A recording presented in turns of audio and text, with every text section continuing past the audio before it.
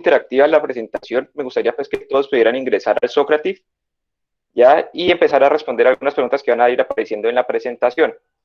Entonces, si pueden ingresar ahorita y vamos viendo, pues, antes de empezar incluso la presentación, si se consideran ustedes expertos en la realización de colecistectomías, ya sea vía laparoscópica o vía abierta. ¿Listo? La pregunta creo que ya está lanzada en el Socrative y hasta ahorita 9 de 11, hasta ahorita han dado las respuestas, se consideran expertos, prácticamente 56% y un 44% que no se consideran expertos pues todavía. Y bueno, y ya 11 de 11 pues ya se consideraron más los no expertos que los expertos. Bueno, entonces, ¿cuáles son los objetivos de la revisión? Primero que todo vamos a hablar de qué es una colistectomía difícil, cuáles son algunos escenarios especiales de colistectomía difícil, cuándo convertir una colelab y lo que llaman los textos en inglés bailout maneuvers, que prácticamente sería como estrategias para evitar realizar la colistectomía completa, ¿ya? Y o como cómo torear, por así decirlo, una colistectomía difícil. Entonces, para empezar, pues la colelab pues, continúa siendo de los procedimientos más realizados pues, a nivel mundial.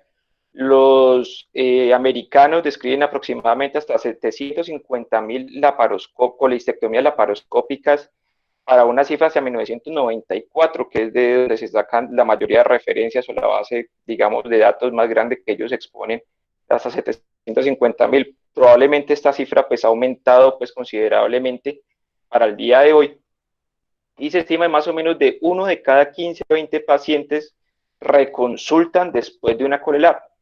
Y lo que es un poco más preocupante es que hasta el 0.4% de cerca de más o menos bases de hasta 3,000 pacientes pueden llegar a presentar una lesión de la vía biliar, ya a nivel anual. Y cuando hay una lesión de la vía biliar, pues la mortalidad aumenta, esos pacientes se complican considerablemente con no tener complicaciones de la vía biliar y se pueden aumentar la morbilidad hasta un 6%, hasta la mortalidad, perdón, y muchas veces pues pueden terminar en un trasplante hepático. Por lo tanto, pues es muy importante.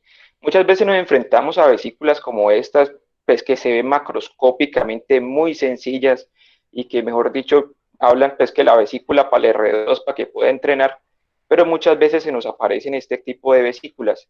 Las vesículas pues que uno empieza a mirar para el cielo, que uno no sabe qué hacer, que uno empieza a mirar para todos lados y algunos incluso ven esto y empiezan ya a pedir bisturí para convertir el paciente.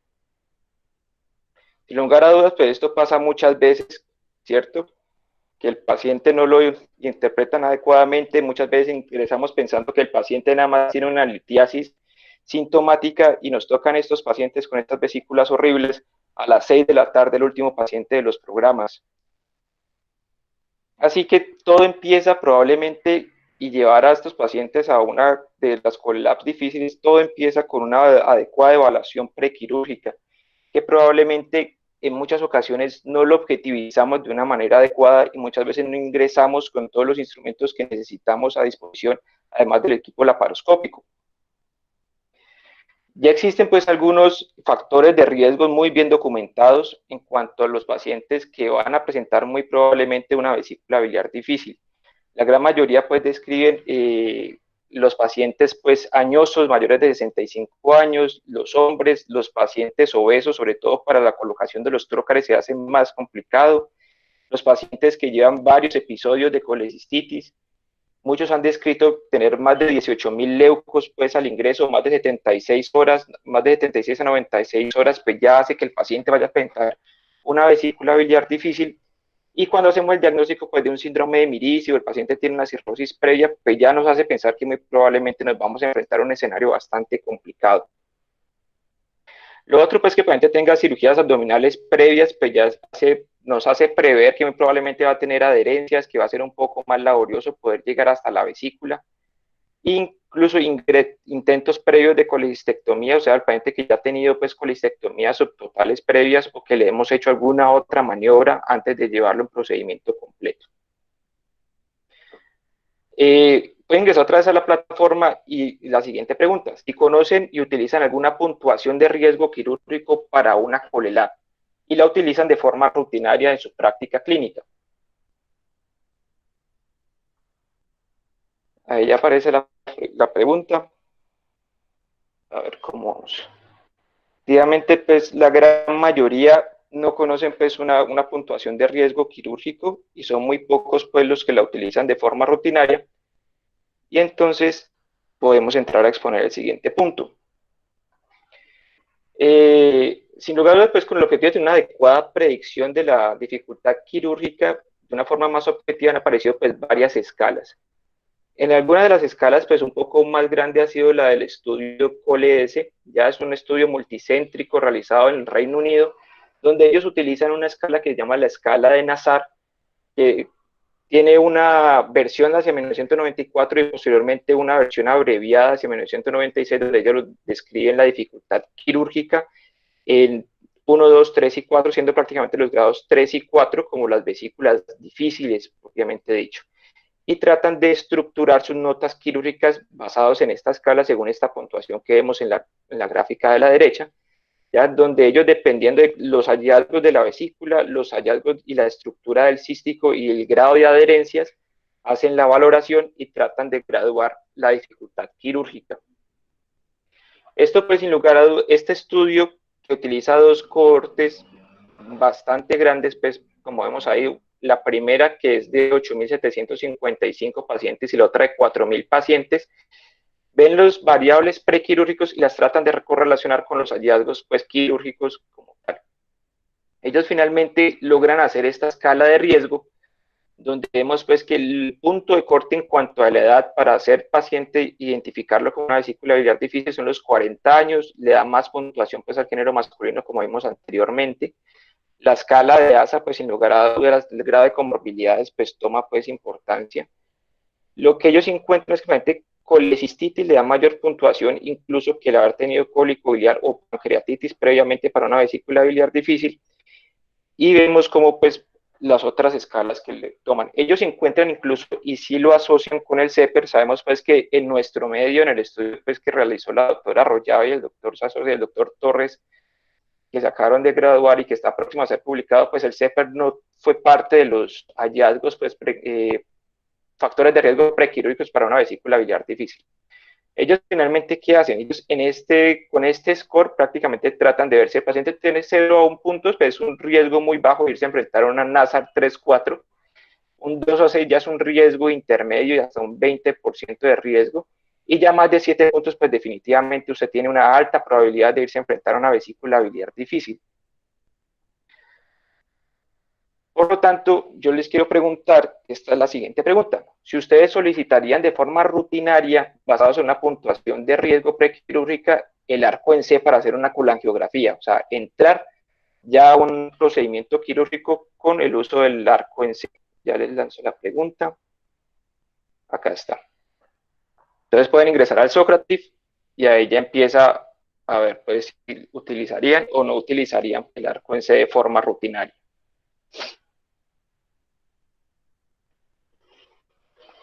Entonces ahí vemos la gran mayoría pues responden que no. Hasta ahorita pues 6 de 15. Bueno, ahorita pues vemos que hay un pequeño porcentaje que sí lo utilizarían y tratarían de ingresar con la colangiografía o tener por lo menos el arco en la sala, nada más con la puntuación prequirúrgica.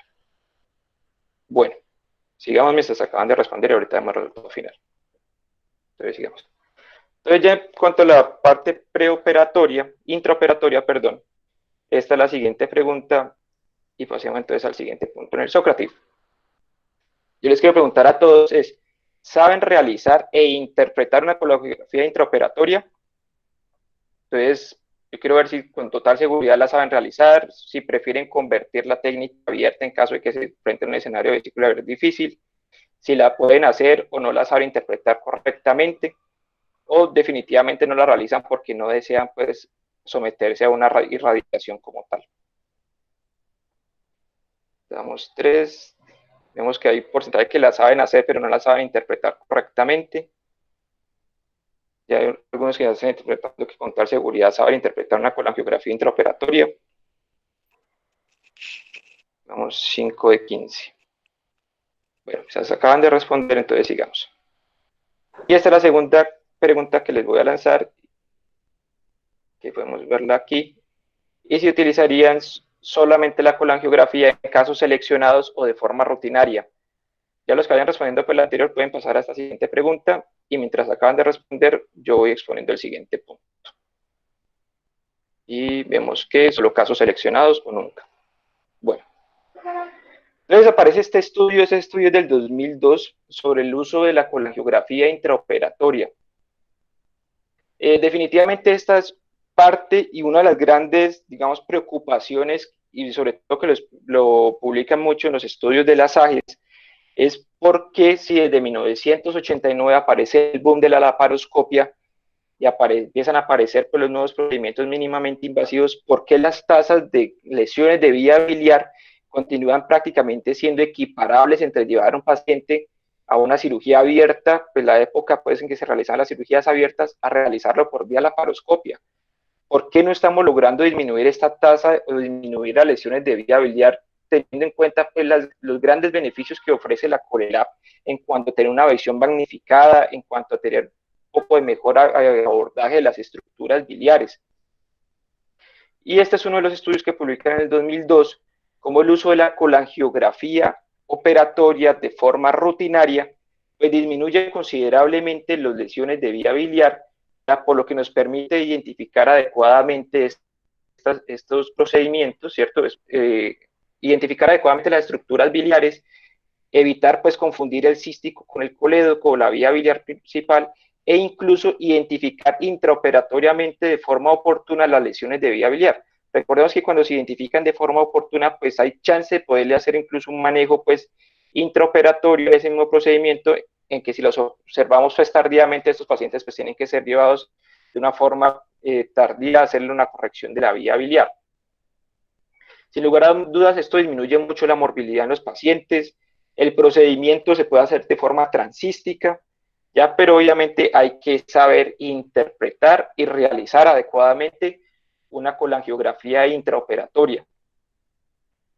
Y vemos cómo definitivamente pues, cambia completamente el escenario de seguridad, sobre todo para el paciente, y muchas veces hay lesiones inadvertidas que podemos no identificar en un procedimiento, digamos, laparoscópico inicial, donde creemos que nos fue muy bien y el paciente posteriormente tiene una lesión de vía biliar.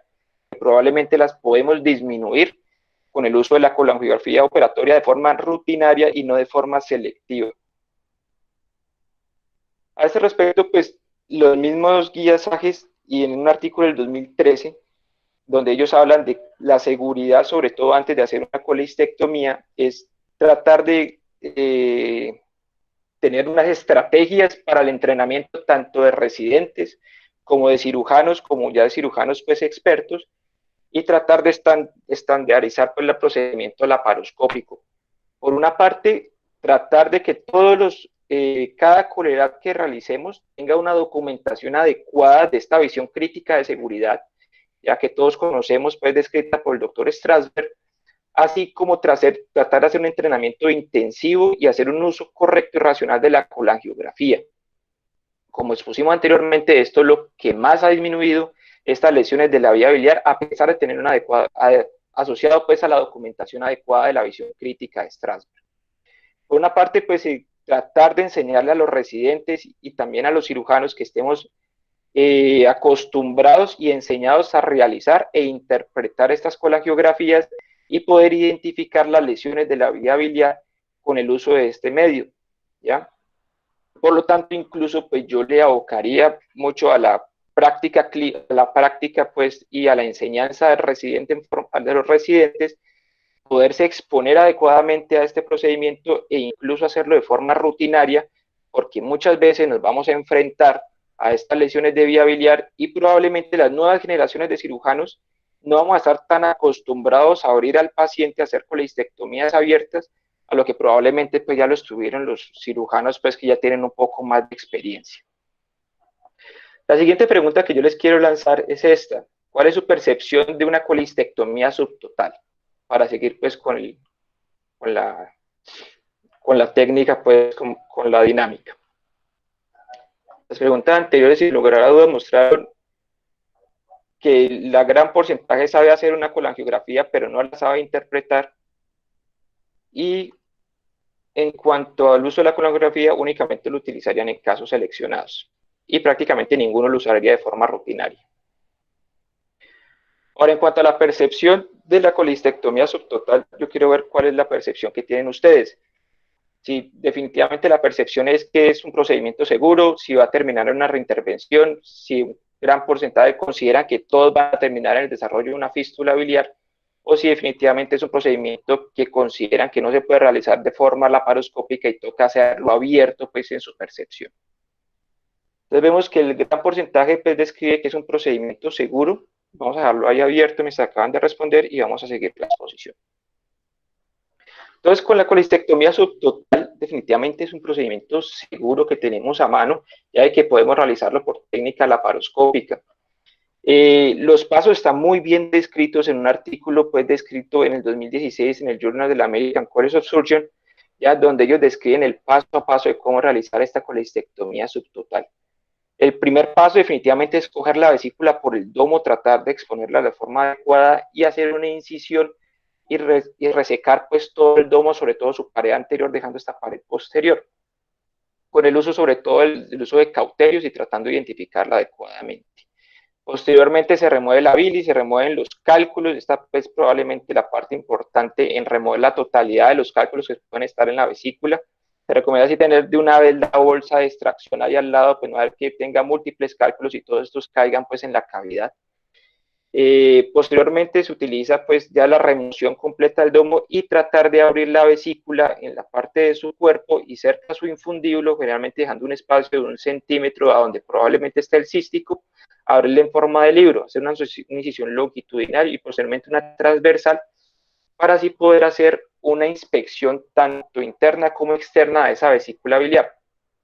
Ahí generalmente se utilizan lentes angulados, lentes de 30 para poder identificar adecuadamente la entrada, pues, de la salida del cístico, pues, a la vía biliar.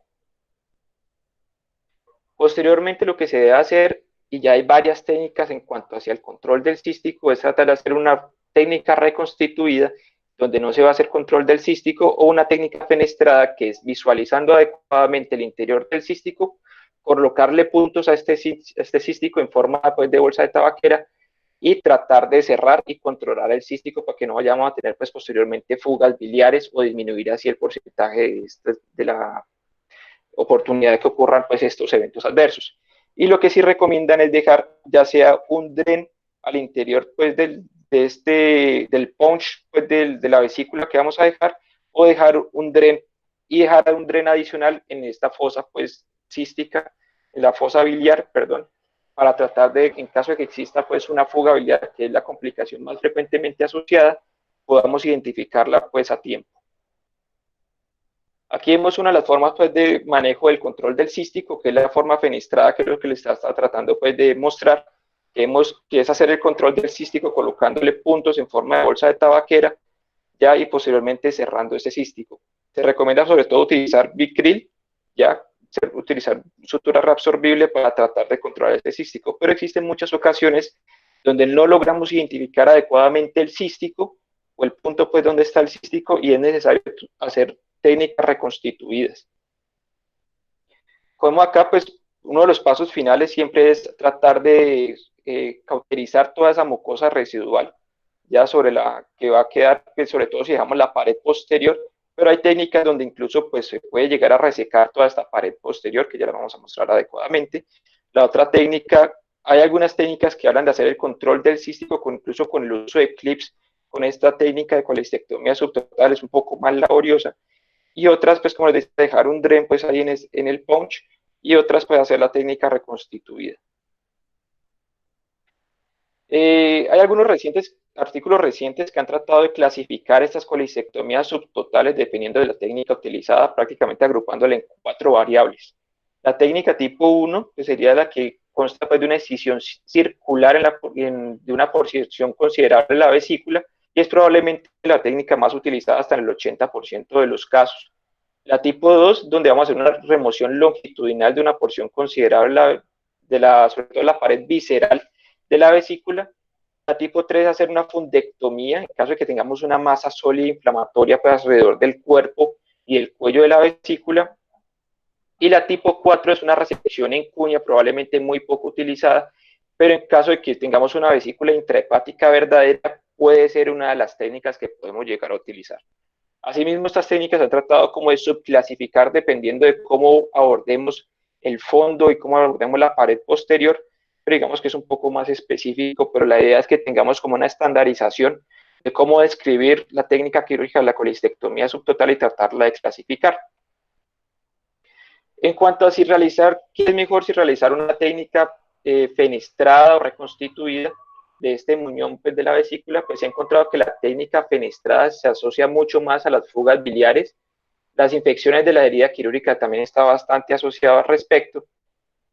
Y los tiempos de estancia hospitalaria también se aumentan. A largo plazo, entre separar si es mejor la fenestrada o la reconstituida, pues los riesgos son absolutamente iguales y muchas veces se asocia más la técnica reconstituida de episodios biliares, ya sea pancreatitis, colecistitis o colangitis, en estos pacientes llevados a técnicas reconstituidas. Finalmente, pues, ¿de qué va a depender si usted va a realizar una técnica reconstituida o una técnica fenestrada? Más que todo en la experiencia y en la capacidad quirúrgica de realizar pues, el procedimiento, ya sea que lo sea capaz de hacer una técnica fenestrada por vía laparoscópica o incluso muchas veces que usted no se sienta capaz de hacer un manejo del cístico por técnica laparoscópica y decida hacer la técnica fenestrada por vía abierta. Pero algo pues que sin lugar a dudas sí impacta en la morbilidad y la mortalidad de los pacientes que se les hace estas técnicas de colistectomía subtotales es la falta de control del cístico. En este estudio donde ellos finalmente describen como una colistectomía estándar cuando se realiza el control del cístico, incluyendo pues, la técnica fenestrada y la colistectomía subtotal, aquella donde usted no logra hacer el control del cístico, ellos definitivamente encuentran que estos pacientes tienen mucha más probabilidad de mortalidad, a 1, incluso a 5 años, complicaciones como sepsis de cualquier tipo, ¿ya? O incluso aumentar pues, el número de drenajes percutáneos que vayan a requerir por la presencia de biliomas o de colecciones pues, biliares pues, asociados. Hay un estudio japonés, una técnica pues, que viene siendo descrita por el doctor Matsui, sobre el uso del parches omentales en estos pacientes en los cuales no logramos controlar el cístico adecuadamente y para disminuir así el número de fugas biliares, que ya vemos que las colistectomías subtotales pues probablemente es la complicación más frecuente que tenemos al respecto. Ellos tratan de tomar un parche de aumento libre de 2 a 3 centímetros y colocarlo en este punch de la vesícula, donde debería estar pues el cístico, y posteriormente anudarlo con puntos sobre todo de Vicryl 4, de Vicryl pues ya sea 3 ceros o dependiendo pues del calibre que tengamos a disposición, pero idealmente con una sutura absorbible. Cuando ellos comparan estos pacientes en los que se le hace pues el control con este parche de aumento y entre no hacerlo, pues se encuentran como definitivamente las complicaciones les bajan considerablemente, les va muy bien, pero sin lugar a dudas esta es una serie de casos y va a requerir pues estudios posteriores y que la técnica se haga un poco más estandarizada y se utilice más a nivel mundial, como para ver si definitivamente estos análisis, por así decirlo, alentadores disminuyen pues cuando se estandarice un poco más la técnica. Ellos utilizan más que todos los parches libres y no los parches, no utilizar aumento pues vascularizado, porque muy probablemente esos pacientes, el aumento que vamos a tener a disposición ahí alrededor de esa vesícula, pues no va a ser el adecuado, generalmente está firmemente adherido a las estructuras, pues ya sea el duodeno, o sea las estructuras, o el colon, o incluso pues a la vía biliar, por lo tanto recomiendan no tomarlo pues de esta área, ¿ya? Y con el uso pues, de las suturas muchas veces puede llegar a necrosarse todo este evento y generar pues, complicaciones mayores pues, asociados a utilizar aumentos pues, que no sean libres, sino aumentos vascularizados. Pero sin lugar a dudas es una técnica a tener en cuenta y una modificación a la técnica como para tenerla en mente a la hora de enfrentarnos a esta clase de procedimientos. En cuanto a si realizar la colistectomía subtotal abierta o laparoscópica, vemos como probablemente lo que más se asocia en realizar la colistectomía laparoscópica, la colistectomía subtotal laparoscópica, es la única desventaja es la evidencia de fugas biliares. Esto generalmente, sobre todo en este metaanálisis pues, que se hace en JAMA, revisión sistemática, Ellos encuentran que principalmente es por la falta pues, de experticia por vía laparoscópica para poder controlar el cístico, que es lo que generalmente les puede llevar a aumento de las fugas biliares. Pero en el resto probablemente se beneficia considerablemente mucho más la técnica laparoscópica, sobre todo en las infecciones del sitio operatorio. La presencia de colecciones subhepáticas pues son mucho mayores que en las técnicas abiertas que en las técnicas laparoscópicas. Otra de las técnicas que podemos utilizar, además de la colistectomía subtotal, es el uso de las colecistostomías. Al respecto, pues existen varios estudios. En las guías de Tokio del 2013 hablaban del uso de la colecistostomía, no en las indicaciones que tenemos actualmente, las del 2018, sino más en utilizarla tratando de temporizar la colecistectomía, pues llevándolas incluso a hacer colecistectomías tardías a las 6 semanas y encontrando muchos estudios que definitivamente a largo plazo pues no hay ventajas entre colocarle una colecistostomía ya entre hacerla temprano o entre hacerlas tardías, ya. Y generalmente pues lo que aconsejan es si usted no se siente capaz de hacer una colecistectomía subtotal, ve que la complejidad del procedimiento es bastante alta y el riesgo de que usted llegue a lesionar la vía biliar y no tiene todas las cosas a mano, haga una colecistostomía y trate pues de incluso temporizar el procedimiento para un procedimiento posterior. Probablemente va a seguir siendo igual de difícil, pero usted va a estar más preparado, va a tener todos los elementos a mano y va a poder realizar el procedimiento, por así decirlo, con más calma y con alguien pues con un poco más de experiencia. Algo curioso en cuanto a estos estudios y en el segundo estudio que se realizó, si no me equivoco, en España, ellos encuentran como algunos procedimientos, algunas veces a estos pacientes que digamos que son pacientes añosos que le realizan las colecistostomías, solamente con el uso de colecistostomía percutánea el paciente no vuelve a recurrir en cuanto a los episodios biliares y disminuyen así, o sea, para tratar de identificar que esos pacientes no tienen que llevarse posteriormente de forma rutinaria a una colecistectomía y no hay que exponerlos posteriormente a menos que vuelvan a presentar episodios. Hay algunos escenarios especiales pues, que queríamos traerles a colación, ya que probablemente son a los que nos vayamos a enfrentar, sobre todo con el advenimiento de las colecistectomías subtotales. En parte son estos pacientes que le hacemos colecistectomía subtotal, pero posteriormente nos vuelven y nos presentan síntomas por el muñón que dejamos de vesícula biliar. El porcentaje de los pacientes que presentan y que son necesarios llevarlos a una cirugía redo, en cuanto cuando le hacemos una colecistectomía subtotal, la verdad son bastante bajos, incluso se describen en las series y en las metaanálisis de JAMA de hasta 1.8 nada más de los pacientes que son llevados a colecistectomía subtotal. Pero en caso de que lleguen a presentarlos, pues tenemos que estar atentos y tenemos que saber qué hacer. Lo que recomiendan, sin lugar a duda, es que en estos pacientes hay que hacerles una colangioresonancia para empezar, para ver cómo está su vía biliar y para evaluar adecuadamente qué tanto muñón les quedó y qué tanto, pues, y si tienen presencia o no tienen presencia de cístico. Ellos tratan de dividir los pacientes dependiendo y catalogarlos dependiendo de los hallazgos de la colangioresonancia y los identifican. Si tienen presencia de cístico, los van a dividir entre 1A y 1B. Si identifican que hay muñón de vesícula o si no hay muñón de vesícula. Y en los tipo 2 es la ausencia de cístico, pero sí con presencia de un muñón de vesícula que se encuentre sésil. Si hay muñón de vesícula, definitivamente los pacientes los llevan a una colecistectomía vía abierta, ya no recomiendan hacerla por vía laparoscópica. Y si lo que encuentran es que tiene cístico y tiene presencia de vesícula, al tratar de hacer de completar la colecistectomía por vía laparoscópica, y si definitivamente no se siente seguro o encuentra pues que la dificultad es bastante elevada para su experticia, convierta la vesícula y hágala por vía abierta. Para tipo, si no encuentra muñón de vesícula, se recomienda hacer inicialmente manejo endoscópico con el uso del CEPER, ¿ya? Y si definitivamente no se logra hacer un manejo endoscópico, pues lleve el paciente a una colecistectomía laparoscópica o llévela abierta, pues según su experticia. Otra de las cosas que encontramos entre los escenarios, pues que podemos encontrarlos como vesículas biliares difíciles, están las vesículas de porcelana.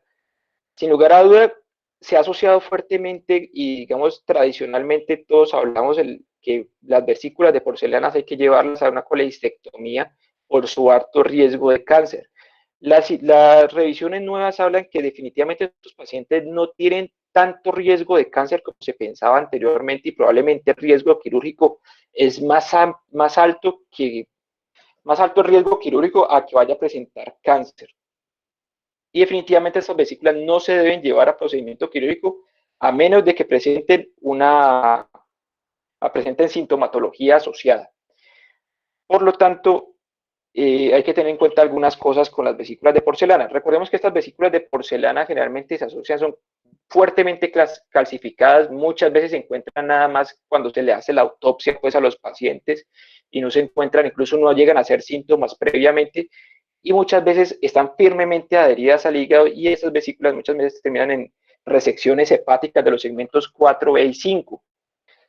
Al respecto, pues les traigo algunas técnicas que se vienen, digamos, documentando o hablando de las técnicas quirúrgicas para tratar de hacer resecciones hepáticas para los cirujanos que probablemente no estamos tan familiarizados o no somos cirujanos hepatobiliares y para poder realizar estas técnicas de resecciones hepáticas en los pacientes con vesículas de porcelana.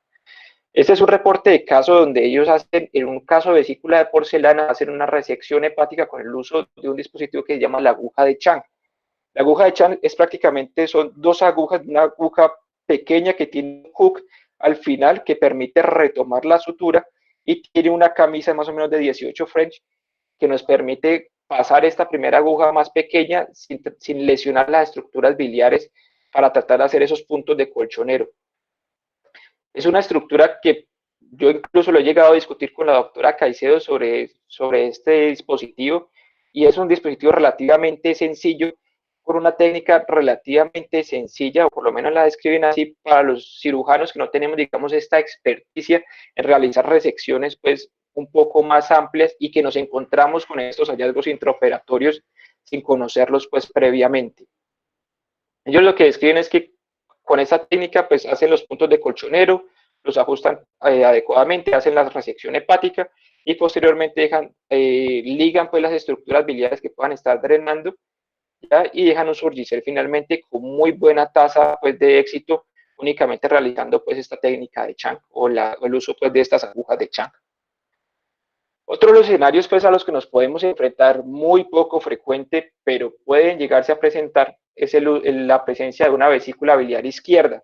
Las vesículas biliares izquierdas pues, están las vesículas biliares izquierdas verdaderas, así como también existen los pacientes que tienen los cambios pues, de todas sus estructuras, el situs inversus, y que pueden presentar todas las estructuras al lado izquierdo, o muchas veces es la presencia del ligamento redondo que está más hacia la derecha y hace una falsa visualización de la vesícula biliar hacia el lado de la izquierda. Pero con esos pacientes hay que tener unas consideraciones anatómicas muy importantes, y es que muchas veces este cístico puede pasar incluso por encima de la vía biliar común y podemos hacer lesiones de la vía biliar por no identificación adecuada.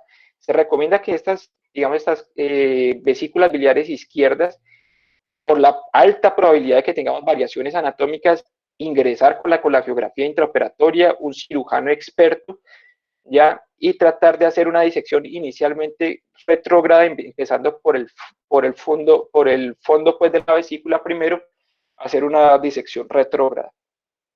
Y definitivamente, si usted encuentra una vesícula biliar de estos y no se considera en la experticia, temporice el procedimiento y llame a un cirujano pues que tenga la experiencia para poder hacer este procedimiento y no se ponga, por así decirlo, a entrarle a estas vesículas sin tener el conocimiento o por lo menos los dispositivos necesarios para poder hacer estas vesículas. Finalmente, probablemente esto sea uno de los escenarios a los que más nos encontramos enfrentados en las vesículas biliares difíciles y es la presencia del síndrome de Mirici. El síndrome de Mirici, pues fue descrito por primera vez por el cirujano argentino, pues Juan Luis Mirici, ¿ya? Donde hizo la descripción clásica del cálculo que está enclavado en el infundíbulo y genera una ictericia obstructiva en el paciente. Posteriormente empezaron a aparecer las otras clasificaciones, las otras descripciones pues, de las evoluciones, probablemente ese Mirici, y hay una descripción pues un poco más abreviada en cuanto a la escala de Mirici. Yo sé que probablemente la gran mayoría están acostumbrados a hacer la clasificación de 1 a 5, pero se vienen, digamos, tratando de abreviar, tratando de hacerla de 1 hasta el grado 3, siendo el grado 1 pues el Mirici clásico, que describió pues el doctor Mirici en Argentina. El tipo 2, pues como una evolución ya con la presencia de la fístula colecisto-colédoco, y se va a clasificar en A y B dependiendo del grado pues de este diámetro de la fístula, donde si es menos del 50% se va a catalogar del tamaño de la vía biliar, se va a clasificar como A, si es más del 50% se va a clasificar como B, y los tipo 3 van a clasificarse como aquellas fístulas colecistoentéricas, siendo la presencia que tiene pues hilio biliar asociado y la B la que no tiene hilio biliar asociado. Ellos en este artículo del 2018, es una revisión que se hace en el Journal de Gastroenterología y Hepatología de Canadá, tratan de decir, o por lo menos dar como algunas estrategias en cuanto al abordaje del síndrome de Mirici. Las tipo A, las tipo 1, perdón, se pueden realizar vía laparoscópica, ya dicen que pueden dejar el infundíbulo adherido a la vía biliar, ya como una estrategia pues de seguridad. La tipo 2, que es donde ya existe pues la fístula asociada, ellos plantean la realización de la colistectomía subtotal y dejar parte de la pared del infundíbulo para tratar de cerrar esta vía biliar. Y la tipo 2B, o sea, ya cuando la fístula es más del 50% del infundíbulo, y la tipo 3, ya definitivamente lleva a su paciente a una derivación hepatoyeyuno, o una derivación bioentérica. Finalmente, pues algunas conclusiones para llevarte a la casa en cuanto a la colistectomía difícil es, sin lugar a duda, pues la colistectomía laparoscópica es de los procedimientos que más realizamos todos los días por el cirujano general, pero al mismo tiempo en que nos tomamos excesiva confianza, que estamos al inicio de nuestra curva, que estamos en lo más alto de nuestra curva, más nos acercamos a las lesiones de la vía biliar. Existen algunas escalas preoperatorias que muy probablemente nos están ya alertando sobre estar preparados para enfrentarnos a una vesícula biliar difícil, y probablemente nos hace pensar en que debemos entrar con todos los instrumentos a mano para poder enfrentarnos a estas vesículas biliares difíciles. La documentación del triángulo hepatocístico de una forma adecuada, muchas veces se habla pues de la enseñanza pues con fotografías de este triángulo hepatocístico, así como la colangografía rutinaria, definitivamente es una buena forma de entrenamiento y disminuye considerablemente las probabilidades de una lesión de vía biliar. Algo muy importante y que probablemente sea la enseñanza como tal de esto es cuando se enfrente a estas vesículas biliares difíciles, deténgase, temporice, cálmese, piense, pero ante todo no se acelere y no vaya a hacer daño pues sobre la vía biliar. Si definitivamente considera que la vesícula está muy difícil, no hay necesidad de convertirla, puede hacer una colistectomía subtotal. Las tasas de realizar nuevamente la colistectomía subtotal, o sea, de reintervenir, son muy bajas. Es un procedimiento muy seguro y probablemente nos evita tener que convertir estos pacientes. Y finalmente, la conversión pues sigue siendo una opción, pero siempre hay que pensar en si tenemos la experticia y la habilidad para realizarla, y muy probablemente esta pregunta sea más que todo para los cirujanos pues que vamos a salir, que nuestra exposición a colistectomías abiertas pues no es digamos la de todos los días, y si vamos a tener la experticia de verdad para realizar una colistectomía abierta a terminar haciendo pues una colistectomía laparoscópica. No siento más, y como mensaje para llevarse a la casa, seguridad primero y colistectomía total segundo, y muchas gracias. Le doy la palabra al doctor López pues para que dirijamos la parte de la discusión. Muchas gracias, Nicolás, gracias por tu amena y práctica, muy bien documentada charla.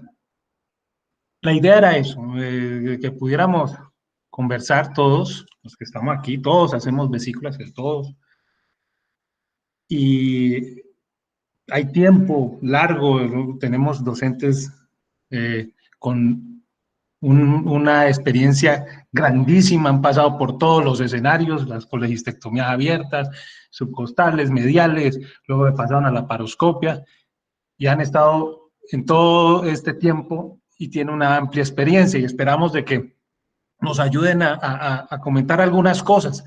No sé si empezamos de pronto con las preguntas que se hizo desde el panel, ¿sí? El doctor Herrera nos pregunta si se debe hacer colangiografía a las colecistitis agudas y crónicas de rutina. Alguno de las personas que están aquí en la reunión, doctor Valencia, doctor Zuluaga, que son nuestros invitados, ¿tienen algún comentario al respecto, después de lo que oyeron de la presentación?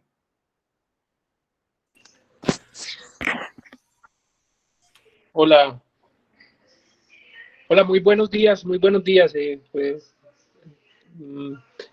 A ver, con la pregunta del doctor Herrera, la presentación muy clara, creo que este es uno de nuestros dolores de cabeza, pero es la cirugía del cirujano general. Esta es la cirugía que nosotros hacemos y tenemos que seguir haciendo. Los muchachos que están empezando a hacer sus curvas, que hoy son R4 su último día y mañana ya tienen que operar sin supervisión, pues a eso nos vamos a enfrentar, ¿sí?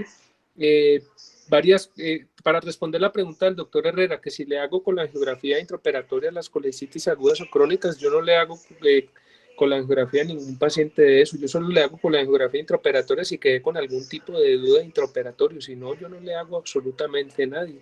Y la duda puede ser una distorsión completa de la parte anatómica en el momento de enfrentarme al caso, o en esos pacientes, en ese 30% que uno queda como la cara que puso Nicolás ahí de ¿será que me pasó? ¿Será que no me pasó?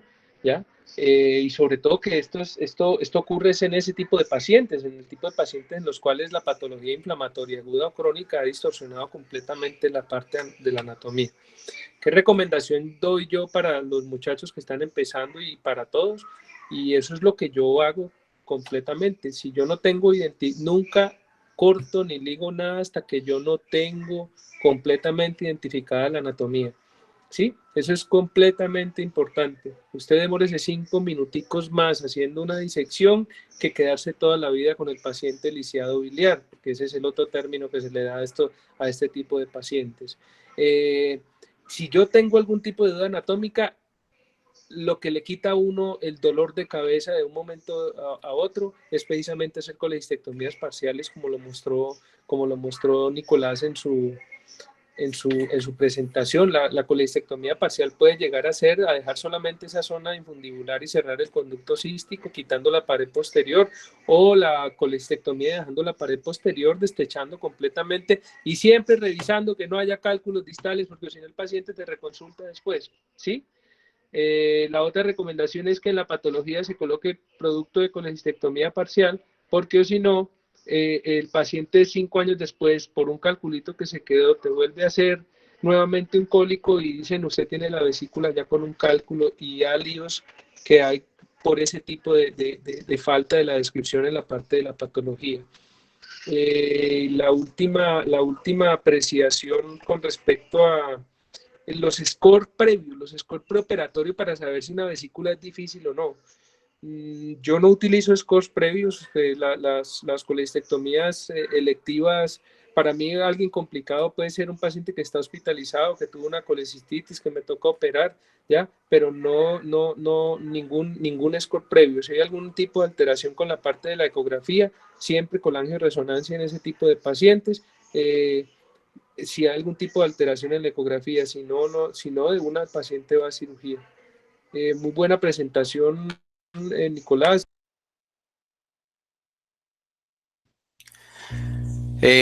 Juan Pablo, Nicolás, felicitaciones, como siempre, pues muy alto nivel académico en la universidad, muy buenas presentaciones. Creo que la vesícula la colecistectomía es esa cirugía en la que uno nunca debe relajarse, nunca tenerse confianza, decir que uno es experto, que la hace pues con los ojos cerrados. Creo que la colecistectomía, por fácil que parezca, y yo no sé si es una percepción mía o otros también la tienen, y es que aquellas que se ven muy fácil, a veces terminan en situaciones difíciles, a veces por laxitud de los tejidos, son tejidos muy suaves, muy laxos, y a veces no terminan siendo tan fáciles como uno las ve. Entonces, el primer consejo es, como siempre, tomarla con mucha humildad, tomar una vesícula como si fuera la primera, saber que hay vesículas de las que uno va a salir rápido, pero otras en las que se puede demorar lo que sea necesario, y pues yo creo que algo que ya hemos aprendido desde hace mucho tiempo es que el mejor cirujano no se evalúa por el tiempo quirúrgico, entonces quitarnos esa idea que alguna vez tuvimos en la cabeza de ¿cuánto te demoras de piel a piel? No, yo me demoro 15, estás jodido, yo me demoro 11, entonces esas cosas creo que se las tienen que quitar de la cabeza definitivamente. Para la evaluación cuando uno prevé que va a ser difícil, lo que usualmente hacemos es resonancia magnética, colangioresonancia, y ahí definimos el abordaje. Otra cosa que creo que hemos aprendido en este tiempo es que no siempre la conversión hace que se pueda ver mejor o que se pueda hacer mejor, y que cada vez somos capaces de hacer colecistectomías más difíciles por la vía laparoscópica, no siendo renuentes a la conversión, sino que a veces logramos ver mucho mejor y tener un mejor control del campo quirúrgico. Eso creo que es un paso que hemos dado también importante. Una cosa que empezamos a hacer desde hace mucho tiempo, lo presentamos inicialmente como un trabajo en un congreso mundial, fue la disección fundocística para casos muy difíciles, y en ese caso veíamos como cuando el calor es tan difícil de disecar y uno trata de buscar, allí es donde puede hacer daño. Entonces venirse desde el fondo de manera retrógrada, como lo aprendimos a hacer muchísimo en cirugía abierta, y llegar hasta donde uno considere necesario, ya sea haciendo una colecistectomía parcial o incluso completándola. En esta ocasión presentamos pocos casos, yo no recuerdo cuánto fue, eso fue en el 2014, pero hoy en día, por ejemplo, yo casi que le decía ahora al doctor Herrera que casi todas las colecistectomías las hago fundocística. Se acostumbra uno tanto, si podía hacerlas difíciles, pues las fáciles son mucho mejores para hacer de esta forma. Incluso puede uno dejar de utilizar clips y utilizar anudado para el cístico. En algunos casos en que es muy buena la disección, incluso se puede anudar en bloque la arteria y el cístico, y eso nos permite de alguna manera mejorar también la seguridad, sobre todo no buscar tanto allá abajo cuando es difícil, porque creo que ahí es donde está el riesgo de daño. Cuando sea necesario, pues utilizar la colangiografía. No soy... no, es algo que con lo que no tengo mucha afinidad, entonces es complejo para mí, es complejo interpretarlo, no estoy seguro de la interpretación que le doy, entonces es difícil. Tratar de quedar muy seguro, nunca dudar en convertir cuando uno crea que definitivamente lo necesite. Convertir no es un fracaso, al contrario, es una alternativa muy buena, y cuando quede con dudas aún después del procedimiento, hacer una resonancia en el posquirúrgico inmediato, creo que es una muy buena opción. Muchísimas gracias, como siempre, por invitarnos.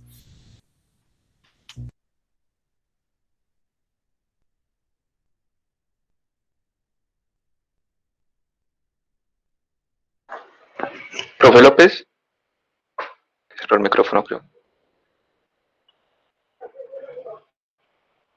Ya.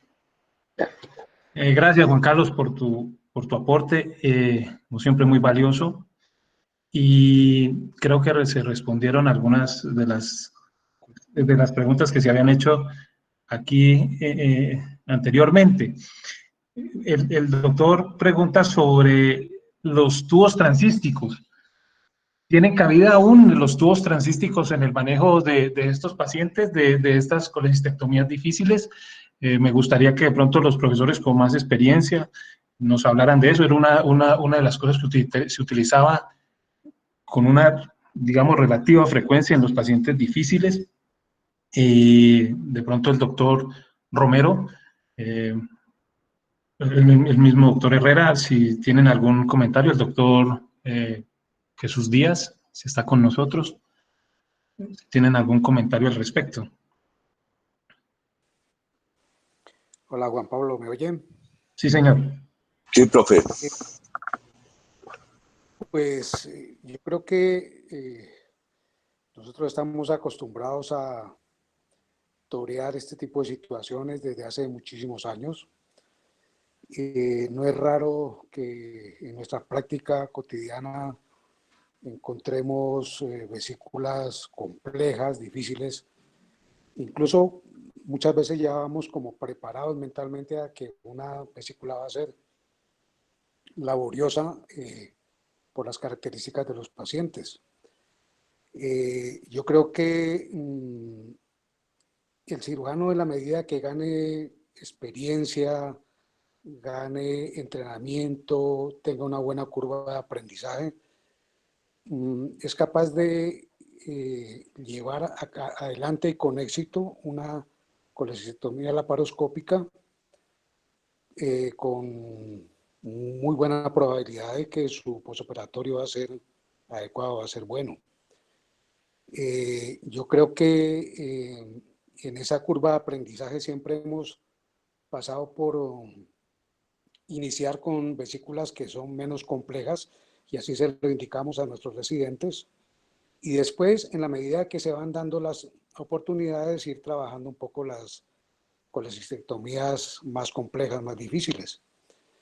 Yo creo que la colangiografía, para hacer un poquito de, irme un poquito atrás de lo que se estaba comentando, tampoco no la utilizo de una forma rutinaria. Solo cuando vemos que anticipamos que va a haber, por ejemplo, una duda con respecto a la posibilidad de cálculos en la vía biliar, estaría como más indicado eventualmente. Y eso que ahora tenemos las posibilidades de anticiparnos a eso y hacer las colangioresonancias cuando tenemos esas dificultades. Yo creo que la utilidad del tubo transístico ahora es muy relativa. A mí personalmente no me gusta mucho utilizarla, a no ser que ya haya una indicación como preoperatoria, sobre todo en esos casos dudosos de litiasis de la vía biliar, ¿No te pero vas de la que reunión? rutinariamente lo hagamos, no lo hacemos realmente. Yo, por lo menos en mi experiencia, no lo hago. Doctor López, Señor. yo quisiera oír la intervención del doctor Díaz para luego hacer una apreciación. Doctor Díaz. Sí, señor. Buenos días a todos. Bueno, en cuanto al tubo transístico, yo pienso que si se logró identificar ya durante la cirugía el cístico, ¿sí? Y con los estudios anteriores no hay ningún problema en cuanto a la vía biliar que tenga cálculos o alguna lesión que esté obstruyendo, yo ahí en ese caso no le veo indicación. Si ya lo identificó, pues obviamente lo va a ligar de la forma que se pueda y está solucionado el problema. Pero lo que dice el doctor Romero sí es cierto. O sea, si en ese momento, por estudios previos, no se identificó que tuviera algún cálculo en la vía biliar, ¿sí? Y el cirujano en ese momento no está formado para explorar la vía biliar por vía laparoscópica y no lo quiere convertir el paciente, ¿sí? Y sabe que posiblemente está escribiendo ahí es un cálculo por alguna colangiografía que le hizo cuando en el tubo transístico. Entonces ahí uno tiene dos opciones. ¿Sí? Si en el sitio donde uno está haciendo la ColeLab y si uno no tiene la posibilidad de explorarlo, entonces, pero sí hay en el sitio donde se hace CEPRE, ¿sí?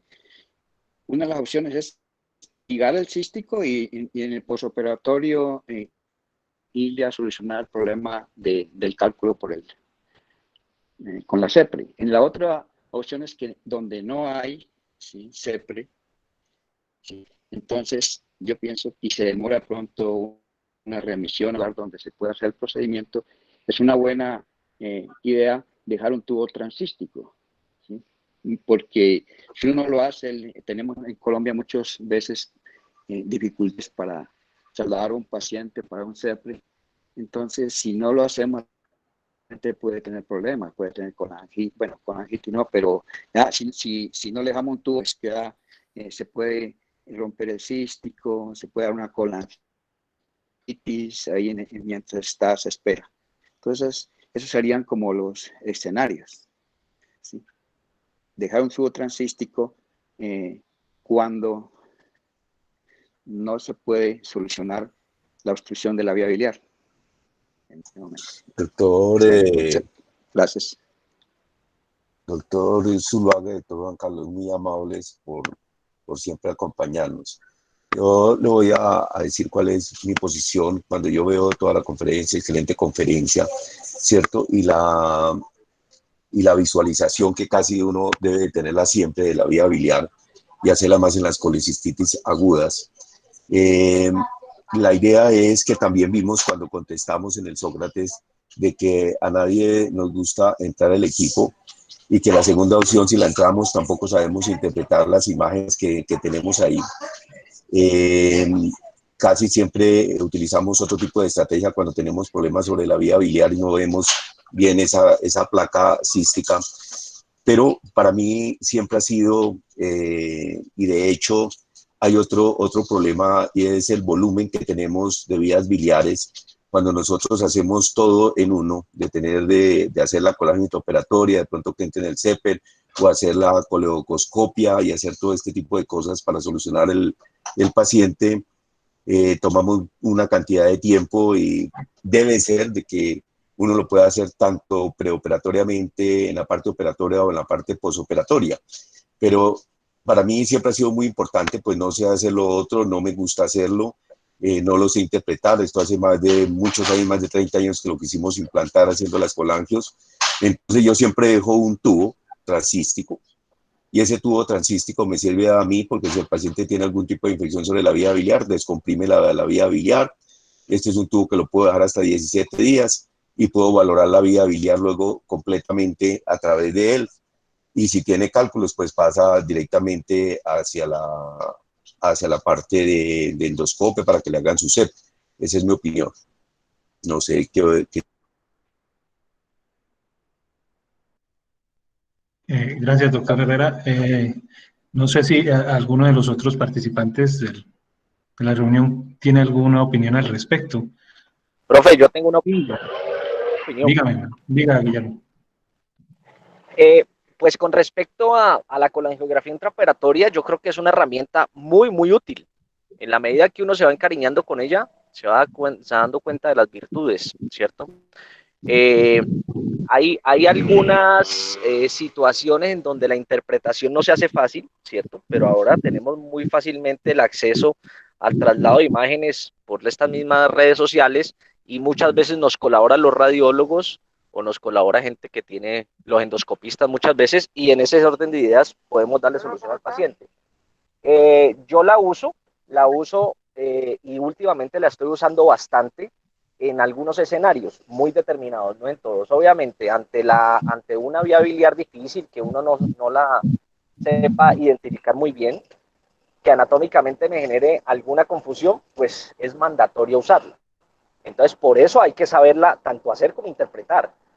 Y la otra cosa es que nosotros tenemos algunos pacientes intermedios en donde existe algún riesgo de coledocolitiasis, pero no es claro. Entonces, hemos pasado por un periodo de transición en donde quizás se hacía más CEPER a tener ahora un grupo que es un poco más conservador. Ambos grupos excelentes, con muy buenos parámetros o muy buenas conductas en el momento de definir un CEPER, pero estamos enfrentados ante un grupo conservador de endoscopistas en donde son más cautos para definir un CEPER. Entonces, ese paciente intermedio, que es de pronto el paciente que tiene una bilirrubina de 3, que tuvo una pancreatitis, en donde tranquilamente esa hiperbilirrubinemia la puede estar explicando una pancreatitis o la puede estar explicando la misma colecistitis aguda o realmente la ocupación de la vía biliar por un cálculo.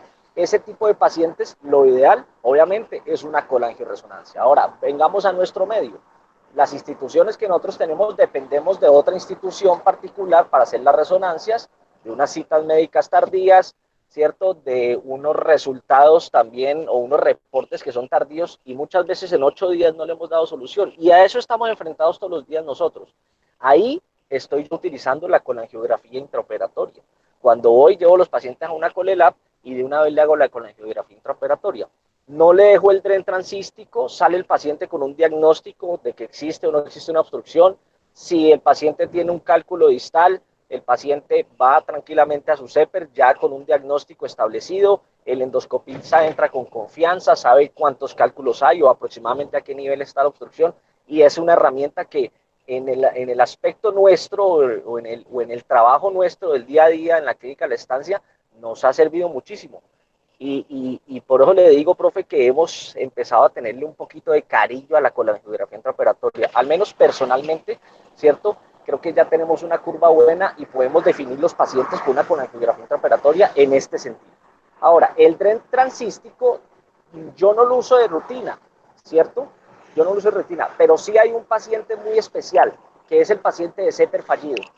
Ese paciente de CEPER fallido, que tiene una coledocolitiasis, sea diagnosticada ya por una imagen o sea sospechada, y no pudieron entrar los endoscopistas, nosotros dejamos en el momento de hacer la colelab el tren transístico ahí parcialmente amarrado al cístico, de manera que no sea tan apretado, y lo dejamos exteriorizado para hacer una técnica de Rendez-Bus. El endoscopista entra con una guía, la pasa al duodeno, la recupera y puede explorar la vía biliar de una forma fácil. Tenemos muchos pacientes que hemos manejado así, tanto con este grupo actual como con el grupo anterior, y los pacientes se les ha dado resolución a todos. Entonces yo creo que ese es un valor muy importante del tren transístico, y esa es la experiencia y el concepto que tengo yo de la colangiografía intraoperatoria.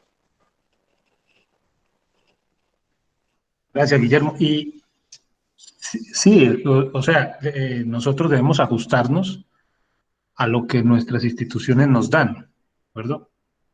Siempre tratando de llevar la literatura pues como una guía de lo que hay que hacer, buscando siempre mejorar los aspectos, en los aspectos técnicos, en las cosas que se pueden conseguir para dar mejor tratamiento a los pacientes, pero pues la palabra o la frase que a mí poco me gusta, en nuestro medio debemos ajustarnos a ciertos escenarios y debemos tratar de manejar los pacientes de una u otra manera, lo mejor posible. Guillermo, en la charla de hoy, que ayer se habló de patología maligna, hoy se habló de, por ejemplo, de que las vesículas en porcelana, yo estuve leyendo al respecto, las vesículas en porcelana, si no son sintomáticas, no se llevan a cirugía, a no ser de que tengan otros factores que pueden colaborar o pueden ayudar a que haya malignidad posteriormente. Difiere un poco de lo que se comentó el día de ayer. No sé si tienes algún comentario al respecto. Pues afortunadamente yo no pude ver la charla de Nicolás. Cuando entré prácticamente ya estaban en la discusión porque estaba en consulta, pero la vesícula en porcelana es un factor de riesgo bastante pesado para el cáncer de vesícula. Generalmente los pacientes pueden tener síntomas, ¿cierto? Es lo más frecuente. La vesícula en porcelana puede asociarse o puede que no se asocie a un cálculo, pero la gran mayoría de veces tiene un cálculo. Pero desde el punto de vista de la determinación como un factor de riesgo, es mandatorio hacer la colecistectomía, ¿cierto?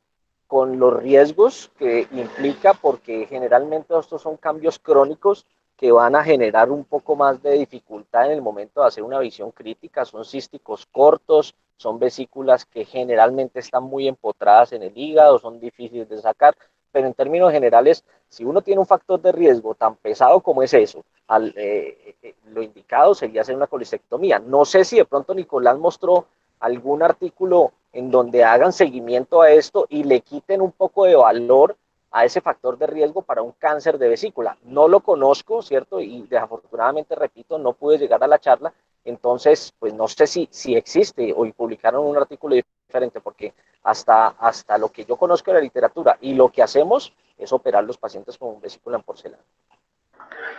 Profe, sí, pues hay varios reportes de caso, pues obviamente la vesícula porcelana no es la patología más frecuente pues en el mundo y muchas veces los encuentran más que todo en autopsias, pero lo que hablan es que ya el riesgo de cáncer de vesícula prácticamente se está desestimando en los pacientes con vesícula en porcelana, por lo tanto están recomendando más que todo que los operen si tienen síntomas, más por el riesgo de que usted vaya a lesionar la vía biliar en una vesícula de porcelana, más por el riesgo de una progresión a cáncer.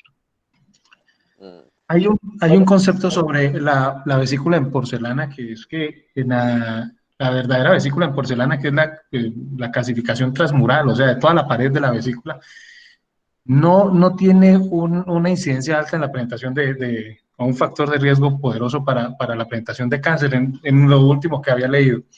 Hay otra presentación que es las calcificaciones focales de la mucosa, que pueden presentarse parecidos a la vesícula en porcelana, y esa sí tiene un factor, o se considera un factor de riesgo un poco más alto, y deben ser llevados esos pacientes a cirugía cuando se hace este hallazgo. Lo difícil es que la persona que maneja imágenes nos haga un diagnóstico de ese tipo. Podemos deducir de pronto de que uno se puede quedar y hace lo que podría ser lo mejor para el paciente, ¿cierto? Pero hay que tener en cuenta que una colecistectomía en un paciente que tiene una vesícula en porcelana puede terminar en un problema serio, ¿no? Porque es técnicamente difícil, ya vieron ustedes en la presentación, y lo saben pues las personas que generalmente hacen este tipo de procedimientos. Pasemos a otro punto, y voy a aprovechar que está el doctor Carlos Clarone. ¿Cuándo se debe hacer un procedimiento percutáneo? Puntualmente, Carlos, explícanos cuándo no se debe llevar un paciente a cirugía, sino que se debe pedir la asesoría o la participación de radiologías intervencionista o de cirugía percutánea. Bueno, muchas gracias. Gracias por la invitación y felicitaciones por todo, por los invitados, por los comentarios y demás. Juan, ¿me permitís hacer antes de hablar sobre eso, opinar sobre unos conceptos brevemente de lo que me tocó vivir en Buenos Aires? Claro que sí. Bueno, básicamente, adelante.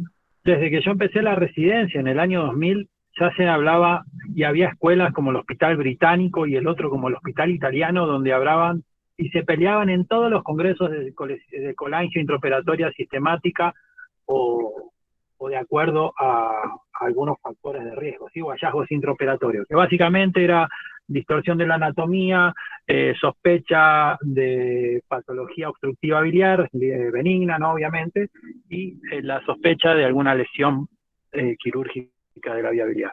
Y los que hablaban de la opción sistemática, básicamente, ¿por qué lo defendían? Lo defendían porque veían que se podían detectar lesiones de vía biliar inadvertidas durante la cirugía, o que se podía determinar la presencia de coledocolitiasis asintomática, incluso hasta en un 4%, 4 o 5%, sobre todo en pacientes añosos y con colecistitis aguda.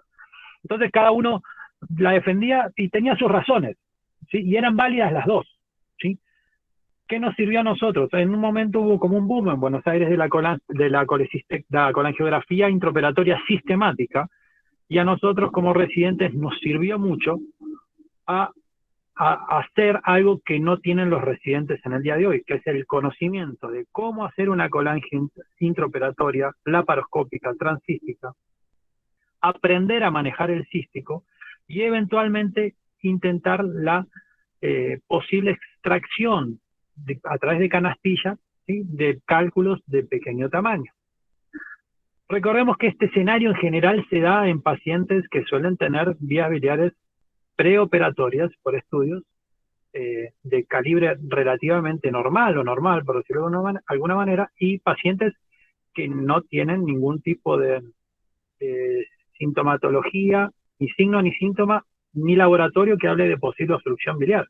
Porque si nosotros tenemos eso, lo que hablábamos en el día de hoy, yo creo que hoy en día entrar a hacer una ColeLab, ¿sí? En un paciente que tiene riesgo intermedio de coledocolitiasis, solo con una ecografía que me dice vía biliar, no se ve por aire, y entrar a una cole de esas, creyendo que uno va a salir rapidito sin pensar que va a tener que hacer colangio, eso es un error. Hoy en día me parece que es un error, no me cabe en la cabeza, a no ser que sea una extrema urgencia entrar a un paciente a quirófano de esas características. Entonces, volviendo a lo de antes, a nosotros nos servía a entrenarnos en, primero, ver cómo se hace una colangio, lograr hacerla, porque muchas veces canular el cístico no es tan sencillo. Hay válvulas que molestan, ¿sí? Molestan tanto como para la colocación del catéter, molestan tanto como para la introducción de una canastilla o de un transcístico si lo llegara a necesitar. Yo realmente creo que el transcístico, hoy las indicaciones del transcístico son contadas con la mitad de los dedos de una mano, pero sí a nosotros nos sirvió mucho y eso es una gran deficiencia que existe hoy. Hoy yo creo que la gran mayoría de los cirujanos, y recordemos que la vesícula es la patología que más frecuentemente a la cual nos vamos a enfrentar como cirujanos generales,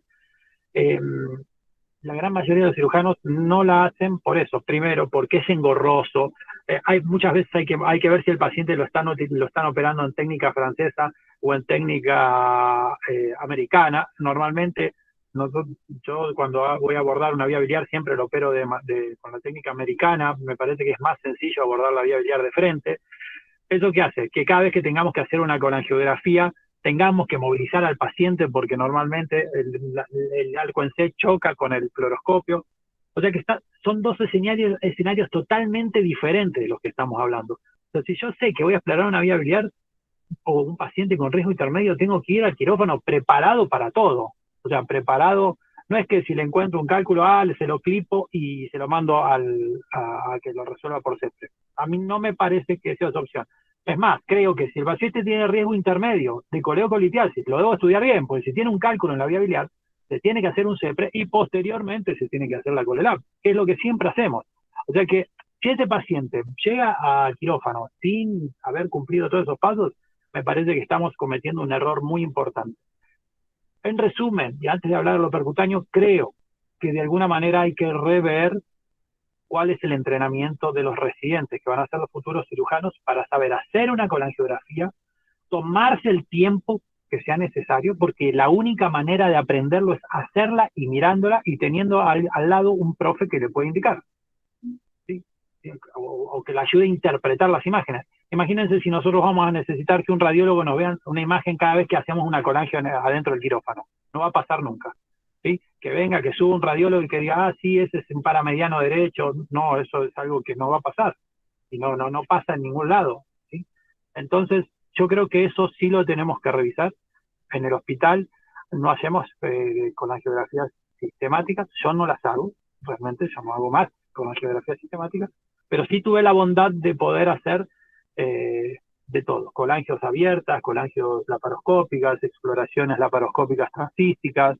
Tuve la oportunidad de hacerlo, incluso las exploraciones laparoscópicas de colédoco, tanto hacia vía proximal y distal. He tenido la bondad de hacer coledocoscopia.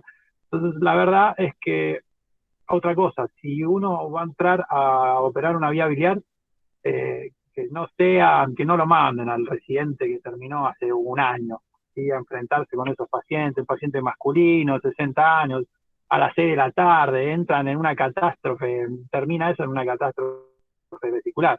Entonces ahí sí es donde nosotros en general estamos cometiendo un error. Después, con respecto a cuándo utilizamos el abordaje mínimamente invasivo o percutáneo, la revisión del 2018 de las guías de Tokio, los algoritmos son bastante claros, sin embargo muchas veces aplicarlos no es tan sencillo. Pero en la colecistitis grado 3, hoy ya incluso se habla que si tiene factores predictivos positivos y el paciente de esa insuficiencia se logra estabilizar, podría llegar a ser un candidato a una cole.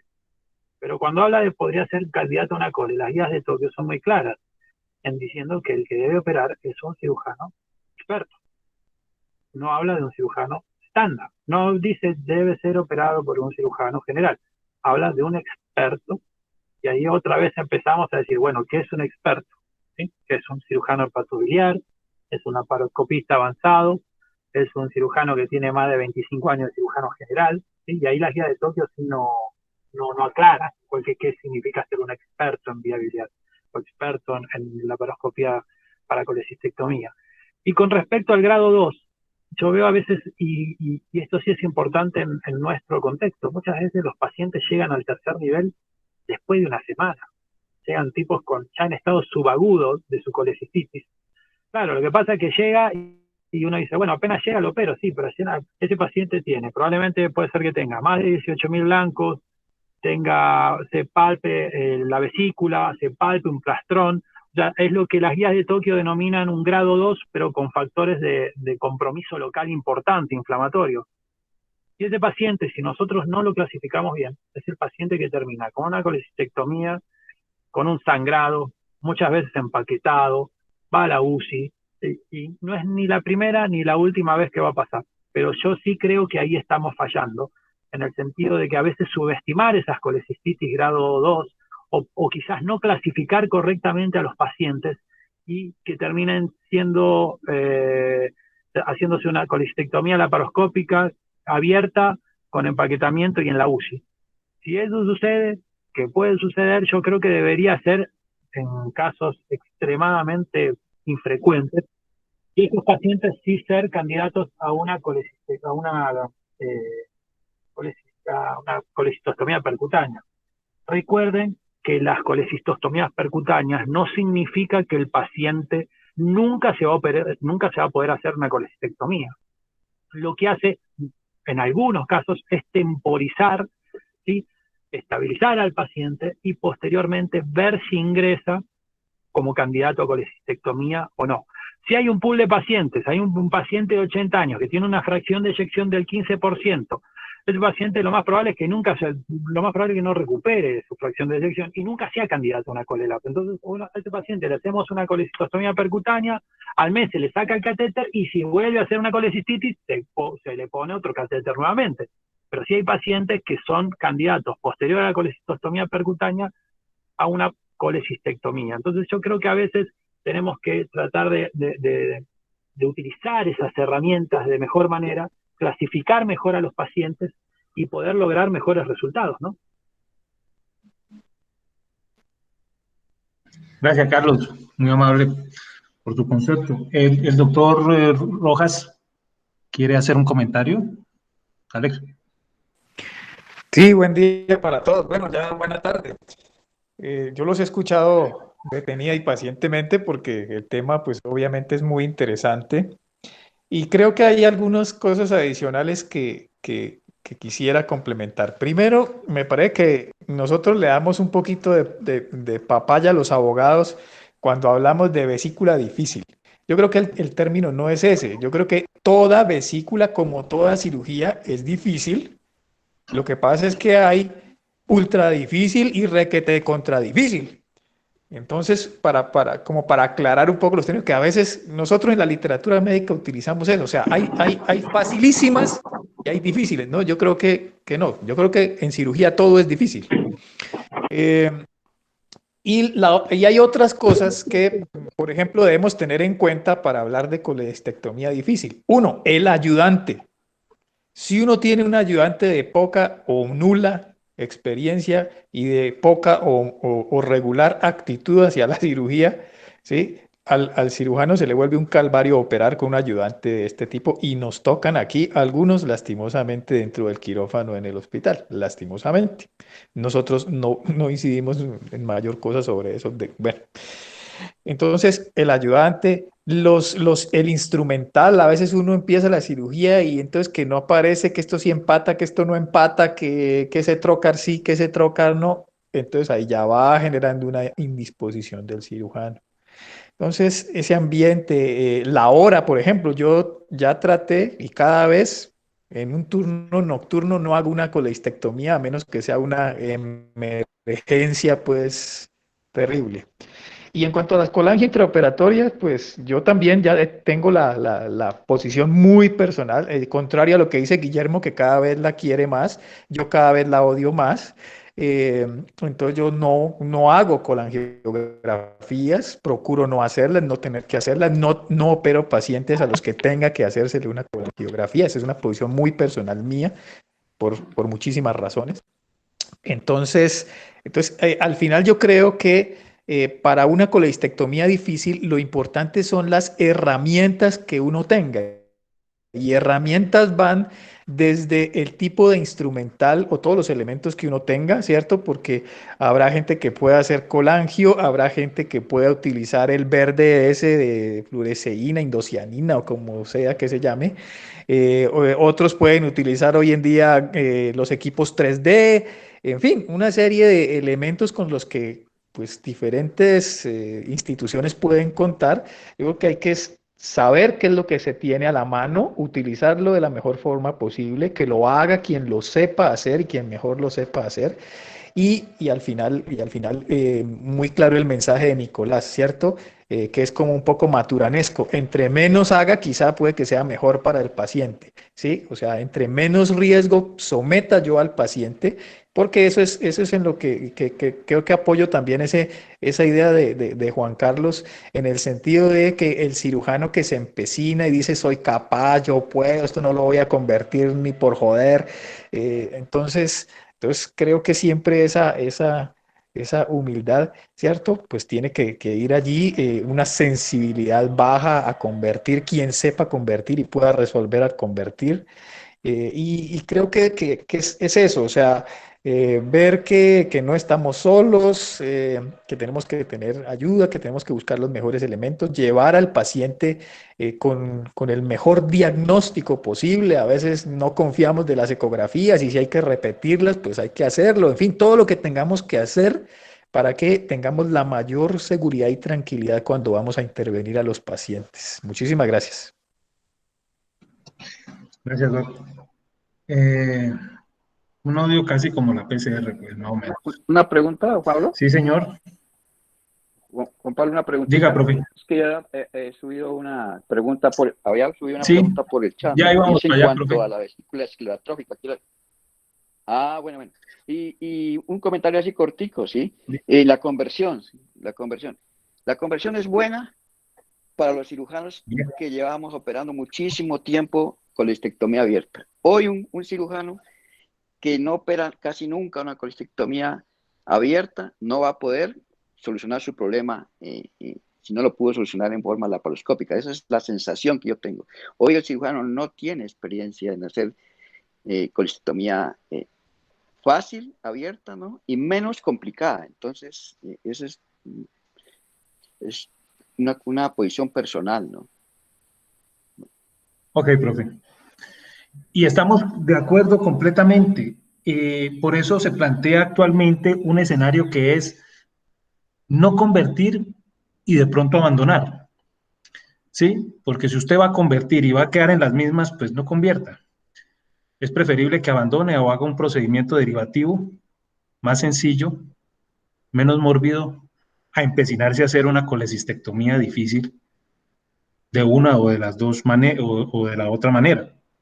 Entonces, quiero que, por ejemplo, para las nuevas generaciones lo tengan en cuenta. No está mal abandonar, ¿sí?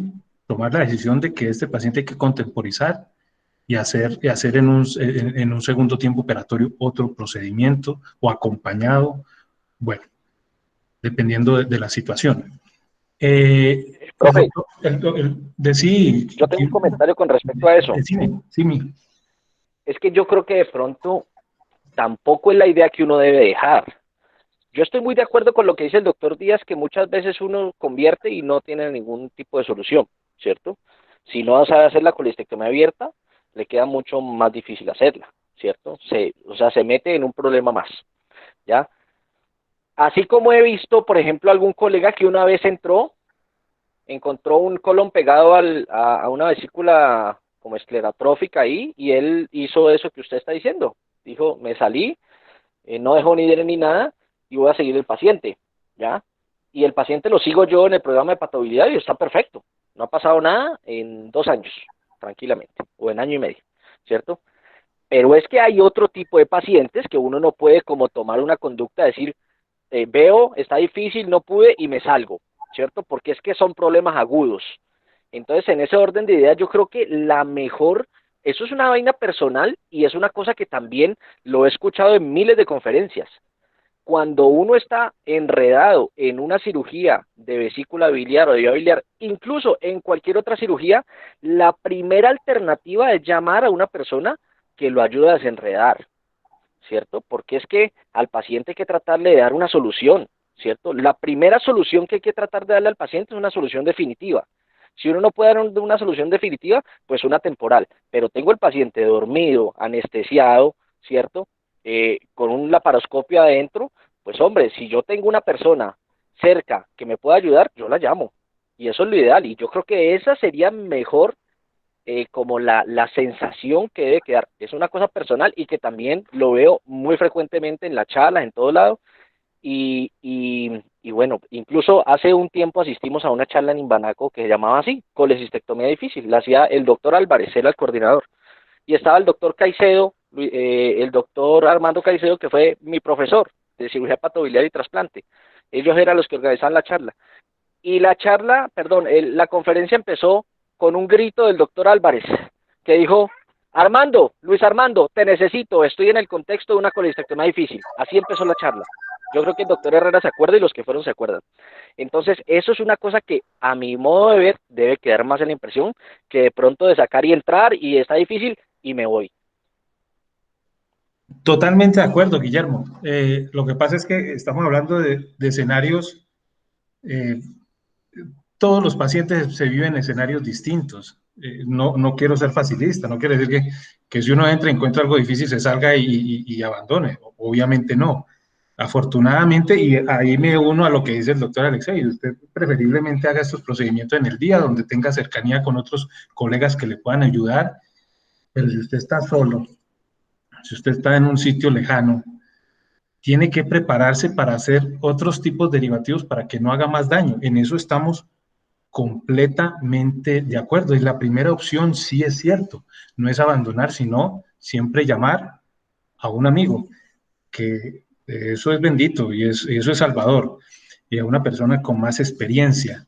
Creo que en ese punto estamos todos de acuerdo.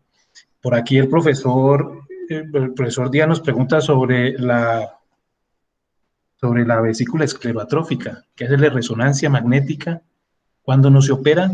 ¿Alguno de los docentes, de los profesores, tiene algún concepto al respecto? Guillermo, de pronto, tú mismo. Doctor Díaz, ¿qué edad tiene esa vesícula que usted coloca ahí esclerotrófica? Doctor Díaz. No, sí, la idea es cuando el paciente ya tiene la ecografía y dice vesícula esclerotrófica. Yo tengo la idea que siempre hay que hacer una colangiorresonancia antes de irla a operar. ¿Pero qué edad Y tiene? a veces, pues, es un adulto mayor. Es un adulto mayor. Generalmente puede, hoy aquí en el Cauca tenemos pacientes muy jóvenes hasta ya con vesícula esclerotrófica. Es que pero si es un paciente de edad y toda la cosa, no le hago nada. De acuerdo con el doctor Herrera, si el paciente es asintomático, no sé la indicación de colangio ahí, profe, ¿por qué la tiene? ¿Aló? Es que yo he leído, sí, que obviamente al paciente que va a urgencias con la vesícula esclerotrófica, pues estamos hablando, sí, o bueno, ya tiene algún síntoma y el diagnóstico es con una vesícula esclerotrófica, ¿sí? Y no recuerdo bien el artículo, pero sí leí un artículo y toda colangiografía, toda vesícula esclerotrófica, ¿sí? Antes de operarla, mejor hágale una colangiorresonancia. ¿Sí? Ese es el concepto, ¿sí? Y de operarla o no operarla, pues sí hay otros más factores. Obviamente un paciente de mucha edad que no muestra, digamos, cálculos dentro de ese remanente o de lo que le está quedando la vesícula, pues no lo operaría. Pero si todavía, a pesar de ser pequeña, tiene cálculos, ¿sí? Y bueno, o sea, la idea, todos nos hemos enfrentado, que a veces uno entra todos, entramos a hacer una colela y vemos la esclerotrófica, ¿sí? Entonces, empezamos a tratar de sacar el muñoncito, ¿sí? Y de pronto hacemos más daño que y decidimos de pronto, no, eso está muy pequeñita, no le hagamos nada, es para la laparoscopia, y nos salimos, ¿sí? Entonces, ese es el escenario real que uno se presenta. Entonces, en el artículo al que yo toman esas conductas y siempre hacerle una colangioresonancia para evaluar bien si realmente el paciente se va a beneficiar o no de una colestectomía. Pero es que la respuesta la diste tú, ¿sí me entiendes? Es un paciente que definitivamente tiene que mapearse la vía biliar para que descartar cualquier patología de la vía intrabiliar o de la vía extrabiliar. Igualmente pasaría como le hace uno cuando tiene un síndrome de Mirici y sería exactamente igual, ¿no? Esa sería por eso te decía que en qué tipo de paciente, pues porque generalmente lo que uno encontraba es que es un paciente de edad y va a hacer uno más daño que beneficio, y seguramente si tiene problemas a nivel de la vía estabiliar, pues tú eres el que tienes que manejar eso, ¿no? Gracias. Había una pregunta de alguno de nuestros colegas sobre el verde y la fluorescencia, perdón, en este tipo de pacientes. ¿Está cogiendo fuerza? Todavía falta, es algo barato, el verde indocianina no es caro, se coloca unos 20 minutos, 15 minutos antes de iniciar el procedimiento y te mapea la vía biliar apagando la luz y te da una idea de cómo está la vía biliar y cómo está la anatomía. En Miami está el doctor Raúl Rosenthal, que es de los que más pelean por eso, tanto que ya tiene hasta un congreso solo de medicina y fluorescencia, y yo creo que en un tiempo de pronto vamos a tener esa arma para ayudarnos en los pacientes con vesículas difíciles, o más complejas. Para cerrar, yo creo que ya llevamos un buen tiempo. Quiero hacerle una pregunta a los residentes, así corto. ¿Cuándo operan ustedes un paciente con una colecistitis aguda? ¿Cuál es el mejor tiempo? Quiero que los residentes, los R mayores, empiecen y nos comenten cuál es el mejor tiempo. ¿Qué piensan de ese concepto de colecistitis subaguda? ¿Es necesario dejar esos pacientes esperar a que pase un tiempo prudencial y los tejidos sean más agradables para operar? ¿Qué piensan al respecto? ¿Qué saben al respecto? Para, yo creo, terminar y darle cabida a nuestros residentes. Por aquí, si quedó alguno. Profe, pues están los otros dos R2, Ana María y Triana. La profe. Triana, participen.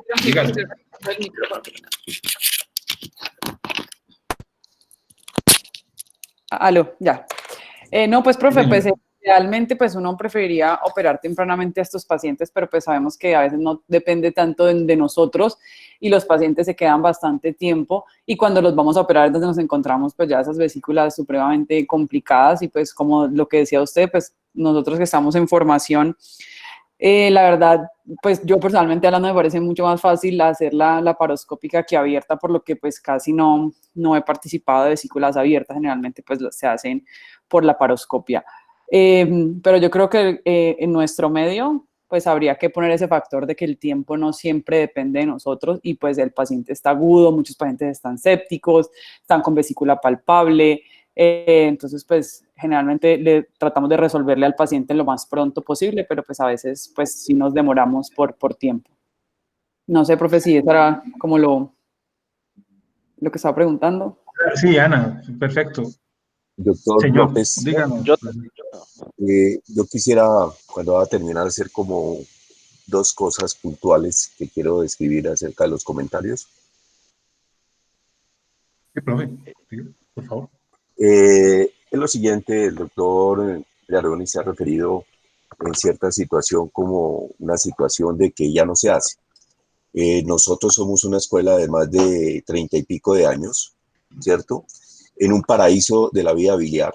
Hemos pasado, como dijo el doctor Romero, haciendo todo tipo de cirugía, haciendo exploraciones de vía anterior, vía retrógrada. Hemos tenido diferentes trabajos. Y entonces yo le quería decir y le había hecho la pregunta, ¿cierto?, sobre que uno tiene que tener unas medidas de calificación y de calidad en su servicio. porque todos los pacientes pues no pueden ser juzgados pues de manera anecdótica como tal, ¿cierto? Entonces uno siempre tiene que tener, y ahorita es la de Cabin Beyond, la que uno tiene que tener siempre en el servicio de urgencias. Para nosotros, por ejemplo, la distribución común de los procedimientos es la colistectomía laparoscópica. Nosotros manejamos más de 100 pacientes de colistectomía laparoscópica por mes, y luego vienen las apendicectomías. Y cuando nosotros, cuando clasifiqué la parte y el análisis de la literatura, encontré que nosotros lo que más hacemos son, según la clasificación, son las tipo 2, ¿cierto? Entonces, que ya han pasado por una cantidad de situaciones, e igualmente, la pregunta que tú le hacías a la residente iba si las operábamos antes de 72 horas o después de 72 horas. Definitivamente después de 72 horas los pacientes van a tener más complicaciones y la idea es operarlos antes de 72 horas. Cuando hicimos este primer análisis, hicimos de que nosotros tuviésemos una sala casi para poder operar este tipo de pacientes, debido a que los pacientes se nos comenzaron a presentar una cantidad de complicaciones. Entonces comenzamos a que estas, las Tokio 2, sobre todo que para nosotros es el 23.8, las tipo 3, que a los que se refería la parte percutánea, solamente ocupaba el 1.3. Entonces creo que eso es muy importante, que cada institución tenga una clasificación de severidad según la ICD de qué son la patología más frecuente que se está manejando. Por eso yo me refería en determinado momento que para cuando uno tiene una herramienta y tiene la otra, todas las veces no las podemos tener al mismo tiempo. No siempre alcanzamos a veces en 12 horas a evacuar todas las cirugías, y a veces tenemos que evacuarlas de noche. Entonces, todo lo que se ha dicho pues tiene un contexto desde el punto de vista, pero no quiere decir que en ningún momento no estemos estructurados para de pronto ir a hacerle daño al paciente. Siempre todas aquellas conductas que tomamos están basadas en una sustentación desde el punto de vista científico, tal como lo es el tubo transístico. Entonces, y pienso que es una buena herramienta para muchas personas hacer la situación de un tubo transístico. Es una situación que en determinado momento lo desembolata uno y ¿qué te iba a decir? Y es una buena situación. Así es de que creo que en el contexto siempre tiene que uno tener lo que uno hace, estarlo presentando, estarlo confrontando, y eso le va dando para que no vaya cambiando las pautas. Muchas gracias y lo felicito por su reunión y las controversias que se presentaron. Doctor, gracias por su último comentario. Es muy importante y quiero que eso que se dijo ahora último, después de 72 horas, como decía el profesor, la cosa es distinta, ¿sí? Y es por eso, y eso es muy sano, muy bueno saber, de que estas cosas están estandarizadas en algunas instituciones. ¿Por qué? Porque eso nos puede ayudar a que si uno se va a meter en un terreno subagudo, en un paciente que ya lleva más de 72 horas, que es un hombre mayor, que tiene estos problemas, antecedentes quirúrgicos, que va a hacer un procedimiento quirúrgico, usted como cirujano debe saber si usted está capacitado en ese momento para entrar a ese procedimiento, o debe estar usted ya buscando quién lo va a acompañar, o si es mejor que otro cirujano sea el cabeza de quirófano en ese momento. Entonces es importantísimo eso, y lo complementario de la pregunta que se hizo es eso lo que buscamos, y lo que nos dijo nuestro residente al final: primero la seguridad, primero ante todo, primero la seguridad del paciente. Les agradezco mucho entonces a todos su paciencia y nos vemos entonces en una próxima reunión. Gracias, muy amables.